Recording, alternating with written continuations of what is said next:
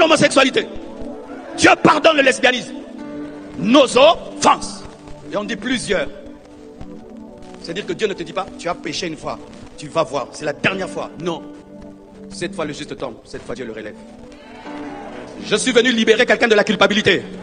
Tu ne peux pas te sanctifier dans la culpabilité. Pour quitter, pour fuir la boue, il faut sortir de la boue. Donne-moi la main, je vais t'expliquer. Réveille-toi, je vais dire quelque chose. Vous avez remarqué que les mécaniciens ne s'occupent jamais de la propriété de leur avis? Vous savez pourquoi? Parce que c'est déjà sale. C'est rempli de boue. Alors, il fait avec n'importe quoi, parce que c'est sale. Mais, si on donne au mécanicien une robe blanche, il va faire ce qu'il veut. S'il a lavé sa tenue, il va faire ce qu'il veut. Satan veut que ta vie soit la vie d'un mécanicien.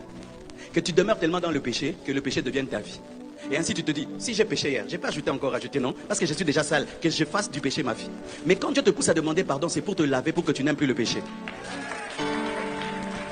C'est pourquoi tu vas remarquer que dans la sanctification, lorsque tu pèches, tu te relèves, tu dis, ah, si je me suis relevé, je ne veux plus tomber. En soi, demander pardon te met sur le chemin de la sanctification parce que ça lave ta robe et tu te dis, je suis devenu propre, je ne tombe plus dedans. Mais quand tu demeures dans le péché parce que tu as péché, tu vas avoir la salopette des mécaniciens. On ne saura plus faire la différence quand c'est très sale et très très sale parce que c'est toujours sale. Mais un habit blanc, si tu le caches un peu, tu sais que c'est sale. Lave-toi tout le temps pour ne pas t'habituer à la saleté.